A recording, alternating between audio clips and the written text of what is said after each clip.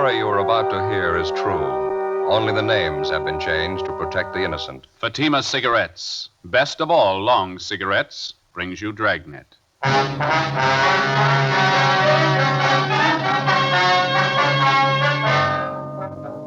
You're a detective sergeant. You're assigned to a robbery detail. A doctor is severely beaten, robbed, and left in critical condition. Suspicion points to a narcotics addict. Your job? Get him. You'll be amazed when you compare Fatima with other long cigarettes. You'll find they now cost the same. But in Fatima, the difference is quality.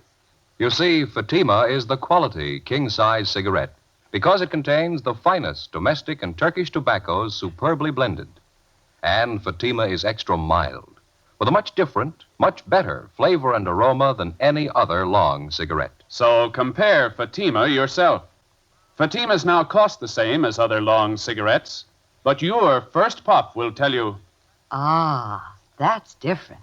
Yes, in Fatima, the difference is quality. Ask your dealer for Fatima, the quality king-size cigarette. Best of all long cigarettes. Start enjoying Fatima tomorrow.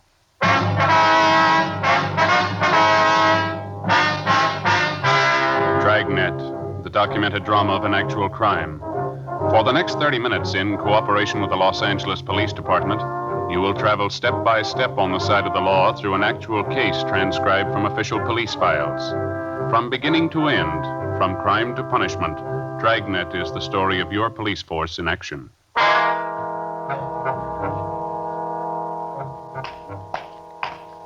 It was Monday, August 7th. It was warm in Los Angeles. We were working the day watch out of robbery detail. My partner's Ben Romero. The boss is Thad Brown, chief of detectives. My name's Friday. It was 1:15 p.m. when I got to 4656 Collis Avenue. The front door. Is that you, Joseph? Yeah, Ma, it's me. I didn't expect you so soon. Well, I'm off for lunch, and Ben and I were in the neighborhood, so... Oh, well, I'll get the telegram. Thank you. I must say, I'm glad you could get home. Telegrams always make me nervous. Nobody ever sends a telegram unless it's important here, so... Thank you. Yes, they do, Ma. Some people send wires to invite you to lunch or to a reception or something like that. Is that so? Sure. You've just forgotten, haven't you? I've gotten them before like that. Oh, it's no way to do, anyhow. Why not? People always associate frightening things with telegrams. Well, aren't you going to open it? Oh, yeah, sure. You know, if you were worried, you could open it, Ma. It'd been all right. Well, you know I never open anything addressed to you, Joseph. Anything important? It's from Belmont, my old high school. Oh, yeah. They want me to come up next week. They're having some sort of assembly up there. Want me to talk to the student body. Well, that's nice. You going to go? Yeah, I think I better, don't you? I'll have to clear it through Captain Sheldon, though. Well, I think it's awfully nice for them to remember you. What are you going to talk on, to say? Yeah, police work, it says here. I'll have to think of something to base it on, though, won't I? Well, you'll have to memorize it, Joseph. Doesn't look well for a man to stand up on a platform and read a prepared talk. Yeah, I know. Oh, that's Ben. I gotta go, Ma. Would you and Ben like some lunch? I can fix you something in about a minute. No, we haven't got time, dear. I'll see you later. I don't know why they couldn't have written a letter instead. What's that, Ma? I said they could have written you a letter. Besides, it's much cheaper than a telegram. Yeah, Ma. I'll see you later. Bye, Joseph. Bye.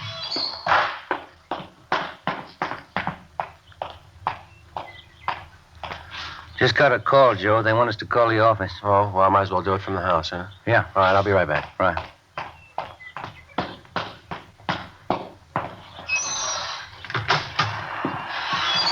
It's just me again, Ma. Came back to use the phone. You're all right, Joseph.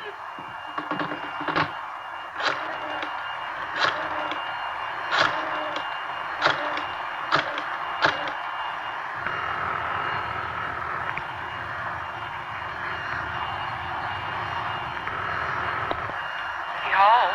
2511, please. 2511. Robert Chandler. This is Friday, Glenn. Got one for you, Joe. What? I can't hear you, Glenn. Got one for you. Wait a minute, I can't hear you.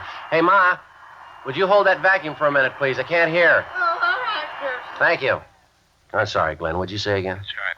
That young kid hit again, doctor's office. Yeah? It's that same kid, only this time he got a little rough. Victim's at Georgia Street. He's still carrying that gun Did he use the gun? to beat the man with. Victim's a 55-year-old doctor.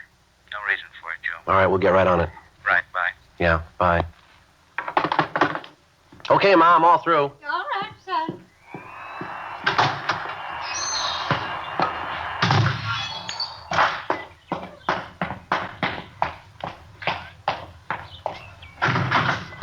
Anything? Yeah. That young hype hit again. Doctor's office beat him up pretty bad. He's down at Georgia. Great combination, isn't it, Joe? What's that? Arm full of narcotics and a loaded gun.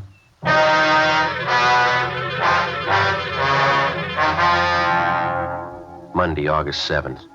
Since June 27th, Ben and I had been assigned to a case involving a young narcotics thief. For 7 weeks now, he'd been robbing every possible source available to him of narcotics. Since the inception of the investigation, we'd seen this young criminal develop from a small-time sneak thief to a full-fledged armed and vicious thug. The descriptions of the young thief, taken from his various victims, tallied almost to the letter. Blonde, light complexion, small stature, 5'7" to 5'10", nervous and unusually juvenile in appearance. Everything possible was being done for his quick apprehension. Hundreds of mug shots were screened and shown to victims. No identification. 3:30 p.m. We checked back in at the office. Went to see Sergeant Ed Hall, Narcotics Division. Chandler said you went over to Georgia Street to see that doctor. Yeah, that's right, Ed. Short visit. Poor guy. Pretty bad, huh? Well, the guy's really a mess. Kid must have worked overtime on him. And what's his condition? Still critical when we left. They wouldn't let us stay long. We got a description. It's the same kid. Doctor's name was Gannon, huh? 55 years old. Yeah, pistol whipped him. Knocked out 7 of his teeth, fractured his jaw. Doctor was wearing glasses. They don't know if he'll see out of his right eye anymore. Well, this puts Junior in the big leagues now. Yeah, it sure does. We got out a supplementary all points on him. Here's a list of the junk that he got. It's quite a haul here. Yeah. Morphine, quarter grain, 30 vials. 5 vials, half grain codeine. Dolphine, quarter grain, 6 vials. Yeah, you did all right. Long list here. We got that from the nurse. She was out to lunch when it happened. It's a small office out there, and the doctor closes up at noon. Nurse goes out to lunch, and he eats in the office. That's when the kid got to him. He knew when to hit, didn't he? Yeah. Our boys haven't been able to turn up a thing for you. Nobody seems to know the kid. Well, the amount of stuff he hauled out of that doctor's office, something ought to show, shouldn't it? Should, yeah, with a haul like that. You got anything at all to work on? Yeah, that car that was used on the job. Still got it staked out. Well, we just picked this up from the report counter. Yeah. Uh-huh. Car was reported stolen 2 hours after the robbery. It's a little bit of a break, huh? The report was taken out at the Wilshire station. Mrs. Irving Adams states that her husband had notified her that the car was stolen from him while he was at work today. Said he always parks it out in front on the street. We haven't checked it out yet. We figured it was a good place to start, maybe. Wait a minute. What'd you say that name was? Irving Adams. No, let me see that report. Well, this Adams is a user. He's up in county now, waiting trial. Are you sure about that? Yeah, Walker and I picked him up. I just talked to Adams up in the county jail this morning. How long's he been in? Let's see. It was last Tuesday, July 30th. The car couldn't have been stolen from Adams today if he's been in jail for a week. Well, there's one guy can figure it out for you. Adams. 4:05 p.m. We went up to the 10th floor of the county jail, the interview room. We talked to Irving Adams for an hour. He said he wanted to cooperate, but he couldn't explain his wife's action in reporting the car stolen from him. He kept repeating that he knew his wife was not involved in anything, that she was innocent of any complicity in the case of the youthful gunman. He could give us no information on anyone fitting the gunman's description. He insisted that the entire matter was a mistake and that his wife could clear everything up if we just talked to her. 5:20 p.m. Ben and I drove out to 239 West 92nd Street, the Adams residence. It was a small white bungalow trimmed in red. The front lawn needed cutting and care. There were 4 bottles of soured milk on the front porch, along with several old newspapers. The front blinds were down, and although it was still early, the front porch light was burning. The other homes in the neighborhood appeared to be neat and well kept. The screen door was ajar and supported by one rusty hinge. 5:21 p.m. Looks like nobody's home. Well, let's give it a try, huh? Give me a minute, I'll cover the back. Right.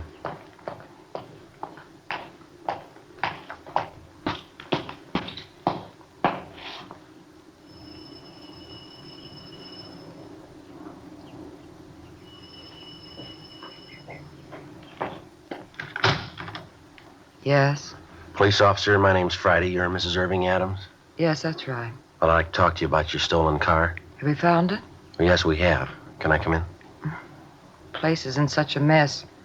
Can't we talk here? Well, if you don't mind, I'd rather come inside. All right. Don't look at the house. I've been kind of sick.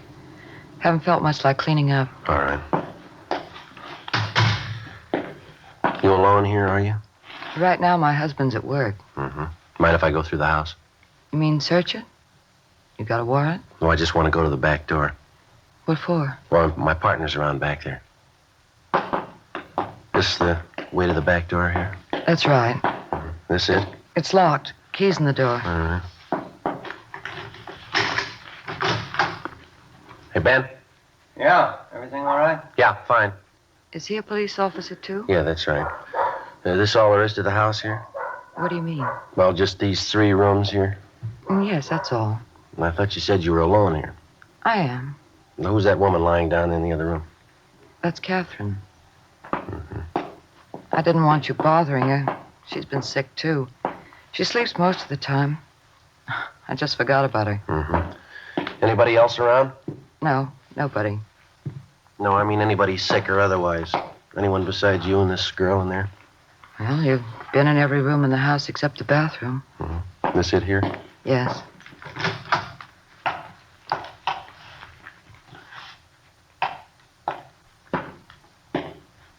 Okay. I don't understand all this. I reported my car stolen, and you come out here and search my house. If I did steal my car, I wouldn't hide it in here. Yeah. Ben, want to come in? Yeah. Could you tell me something? Yeah. Why are you here? Well, I told you we found your car. This is Sergeant Romero. How do you do? What's the trouble? Anything wrong? Who'd you say your car was stolen from? From me. It was my car. Is that the way you made the report, Mrs. Adams? It was stolen from you? I think so, yes. Ms. Adams, according to the report that you made out this morning, you stated that the car was stolen from your husband. Isn't that right? Is that what I said? Yes, ma'am, that's right. I don't remember. We both used the car so much. I forgot. Well, now, which is it, you or your husband? I'm not sure. You been drinking, have you? A little bit, just to ease my nerves. I haven't been feeling well. Well, it's obvious you're not drunk, Mrs. Adams. Why don't you keep your story straight? Well, officers, I am telling the truth.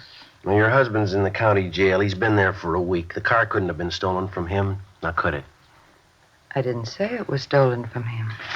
Is this your signature, Mrs. Adams? Yes, sir. This is a copy of the auto theft report that you made at the Wilshire Division.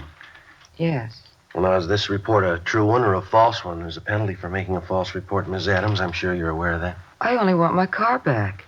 Who was it stolen from? Whatever it says there, my husband. Mm-hmm. Now, we just told you that he's in jail. He's still in there. We just talked to him. The car couldn't have been stolen from him. Have you got anything to say to that? No. Well, I think we better go downtown where you can sit and straighten yourself out and give us some right answers. I don't want to go to jail. And that's just where you're going if you don't snap out of it and come up with the truth. I know who you want.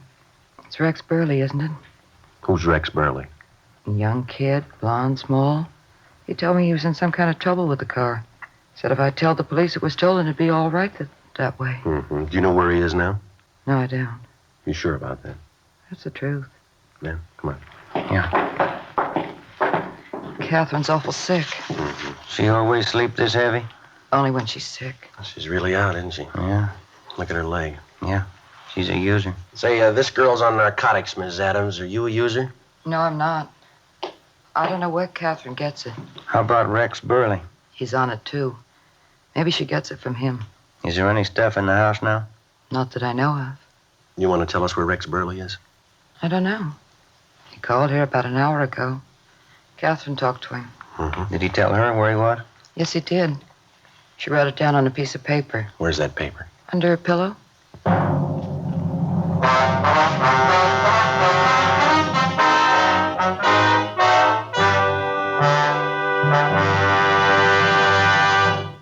You are listening to Dragnet. From beginning to end, Dragnet is the authentic story of your police force in action. Now, from beginning to end, the Fatima story. Actual convincing proof that in Fatima, the difference is quality. Quality of tobaccos. The finest domestic and Turkish varieties, extra mild and superbly blended to give you a much different, much better flavor and aroma. Quality of manufacture. Smooth, round, perfect cigarettes. Rolled in the finest paper money can buy. Manufactured in the newest and most modern of all cigarette factories. Quality, even to the appearance of the bright, clean, golden yellow package. Carefully wrapped and sealed to bring you Fatima's rich, fresh, extra mild flavor. Because of its quality, its extra mildness, its better flavor and aroma, more long cigarette smokers are now insisting on Fatima than ever before. So if you smoke a long cigarette, compare Fatima. You'll find they now cost the same. But your first puff will tell you, Ah, that's different. Yes, in Fatima, the difference is quality. Insist on Fatima. Start enjoying the quality king-size cigarette. Fatima. Best of all long cigarettes.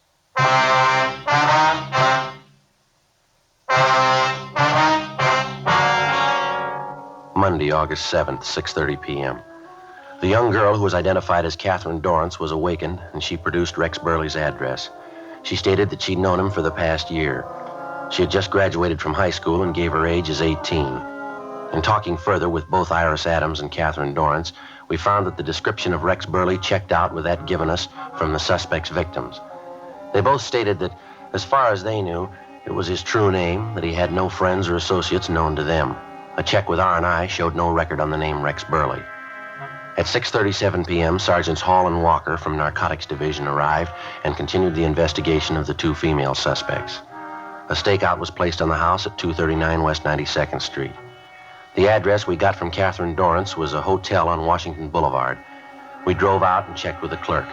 We asked if he had anyone registered under the name of Rex Burley, and he told us no. We gave him Burley's description. He said that a young man similar to that had registered and was in room 210. We got a pass key from the clerk. We walked up to the second floor.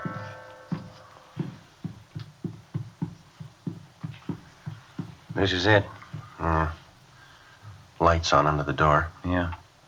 Careful, huh? Yeah. Who is it? Open up. We want to talk to you. What about? Is the key in the door? Yeah, pass key's no good. All right, come on. Open up. Police officers. Isn't gonna open. All right. Let's hit it. All right, again. Once more. Yep. Windows open. Up the fire escape, Joe. Police officers, hold it up. Watch it. You all right? Yeah. All right, come on. Let's go. All right, hold it up there. He doesn't want to stop. He's over the side, under the roof. All right, come on. All right, easy. See him? No, it's pretty dark. All right, come on. Easy now. All right, easy. Over there, on that side. Can you see him? No, it's too dark. Watch that skyline. He's over there in that corner. See him? Yeah, now he's gone. Must have ducked back down. Well, he's in that corner. All right, let's take him. Now keep down. You circle around from that side. I'll go around this way. Right. Be careful. Keep down.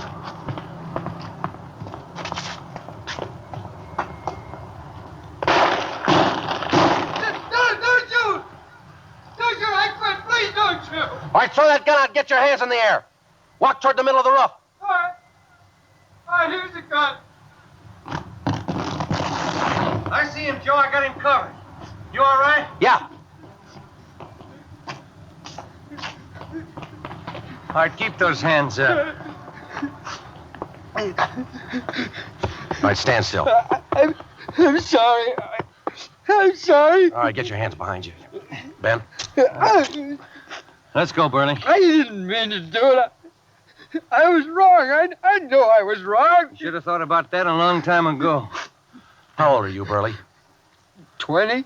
You're living pretty high, aren't you? I had to have this stuff. I needed it. How else could I get it? I didn't have the money to buy it. You didn't have to get started on it. Come on, let's go. I didn't want to get started. All of a sudden, I was just on it. I couldn't do anything about it. You don't understand. There was just somebody else to explain it to. There is, but they won't understand it either.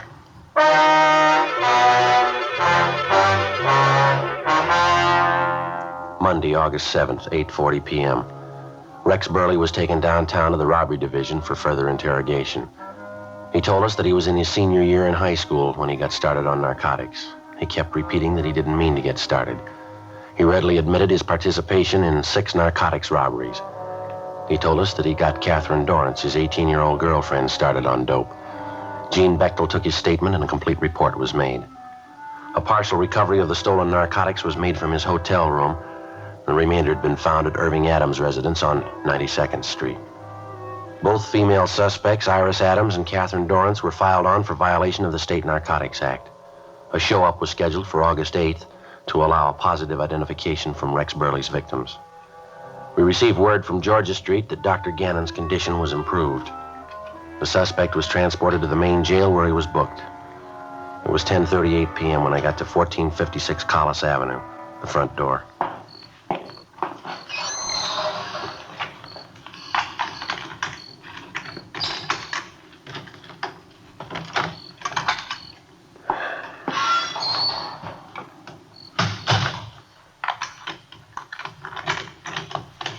Joseph, is that you? Yeah, Ma. Oh, have you had your dinner? No, I'm not hungry. We'll have to eat. I'll fix you something. Oh, I'm kind of tired. I just like to sit down for a minute. All right. Well, there's the evening paper. Oh, thank you. Well, what'd you do to the sleeve of your coat? Oh, where? Oh, guess I must have ripped it, huh? You slip it off, I'll mend it after I fix you some dinner. Well, why don't you sit down and work on it now if you want to? I've got something I'd kind of like to go over with you. All right. You remember that telegram from Belmont this morning? Oh, yeah, your old high school. Mm-hmm. Well, I think I got an idea for a speech, maybe. Just made a few notes here. Wrote down some of it. You think you feel like listening to it? See if it's okay? All right. Did you write the speech today? Well, just parts of it. I hadn't written it clear out yet. I just got a few notes. I want to see what you thought of it. All right. Well, let me have your coat, son. Yeah. There you go. Yeah. Thank you. Now, let's hear you talk. Well, remember, it's not written down yet. It's just kind of hit and miss as I go along. But I think I can get the thought across, and then I'll put it all down on paper. All right. Mr. Fisher, that's the principal up there, you know. Yes. Mr. Fisher, members of the faculty and students. I'd like to tell you about a young boy who started out in high school and ended up on the roof of a downtown hotel dodging police bullets. I'd like to tell you about his girlfriend, 18 years old and a dope addict. This young fella started out on narcotics in search of a new thrill, something new that he hadn't experienced in his young life. He was still in high school when a group of the more high-living youngsters used to congregate at the local malt shop. Well, that's not so good, is it? No. Well, maybe it sounds better this way. There was a malt shop on the corner where some of the youngsters used to get together after school. Kind of a place where if you had the right connections, and our young boy and girl did, you could get a drink of liquor in the back room. Well, the high school faculty knows all about this local malt shop, and they inform the authorities, and pressure is brought to bear. But the man who operates the place is clever, if you can call the operations of a man like this clever. He knows how to cover up, how to keep the front room legitimate and the back room a spawning place for juvenile delinquency. And the students don't help much. There seems to be something during the formation of a juvenile mind that when his teachers or his parents catch him doing wrong or they try to tell him it's bad, he prides himself in seeing how long he can get away with it undercover. Seems to be the stylish thing to do to outwit your parents and teachers. As the youngsters grow older, they invariably find out how infantile and stupid this is, but sometimes it's too late. Does that sound kind of stuffy, Ma? What do you think? Sounds like the truth. Let me hear the rest of it. Well, you know how kids are. Sometimes they resent it if they think you're lecturing them. Maybe Oh. if they could have been with Ben and I tonight, it might make a difference. Well, I don't want to make this too long, Ma. I think maybe I ought to finish up something like this. From this malt shop on the corner in that back room, our young boy gets a good shove down the road of self-degradation. He has the right connections, and it isn't too long before he graduates the liquor in the back room for something he thinks it's far better, narcotics. He's heard that, unlike liquor, you can't smell it on his breath, and he's a real veteran now. He has hangovers. He's heard that narcotics doesn't leave you with a hangover. So it doesn't take too long before, in police parlance, he's hooked. Living in this day and age, he thought that they taught him well in his economics and civics classes. He thought he knew what post-war inflation was all about. He didn't have the vaguest notion of the cost of his daily supply of narcotics once he was hooked on it. He found that before long he had to have his daily dosage. In no time at all, he found that it was all he could do to get by on $30 a day. That's what it cost, Ma. $30 each and every day, or he became violently ill, so sick that he couldn't seem to function properly. Well, in order to maintain his daily needs, he got a gun, and he robbed, and he beat people, and he stole. He shared with his girlfriend, and he dragged her down with him. He ended up on the roof of a hotel trying to shoot his way out. Well, the boy was 20 years old. His girlfriend was 18. 2 years ago, they both sat out there in a high school auditorium during an assembly. He went a long way, didn't he, in his 2 years out of high school? He was taken into custody on the night of August 7th. He was crying when we put the handcuffs on him. He was crying when we left him in his cell at the county jail. I guess he's still crying. Now, what do you think, Ma? That's just rough. I haven't... Oh, will they believe it? You think it'll do any good? Well, I don't know, Ma. It's up to them.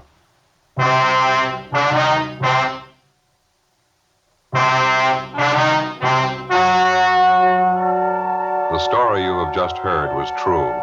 Only the names were changed to protect the innocent.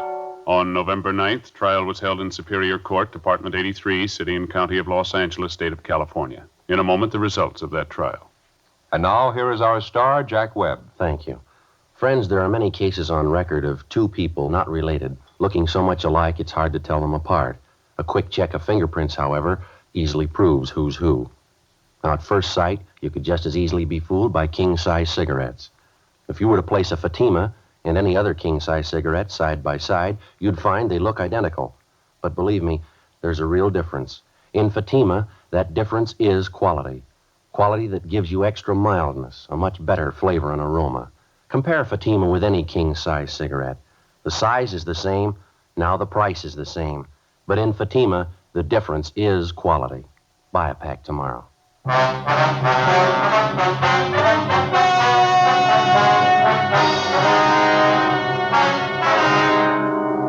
Rex Martin Burley was found guilty of 3 counts of robbery in the first degree and was sentenced to the state penitentiary where he is now serving his term. First-degree robbery is punishable by imprisonment from 5 years to life. The Federal Civil Defense Administration will send you an air raid instruction sheet if you will write the Superintendent of Documents, Washington, D.C., enclosing 5 cents in coin or stamps. You have just heard Dragnet, a series of authentic cases from official files. Technical advice comes from the Office of Chief of Police W.H. Parker, Los Angeles Police Department. Fatima Cigarettes, best of all long cigarettes, has brought you Dragnet, portions transcribed from Los Angeles. Stay tuned for Counter Spy, next over many NBC stations.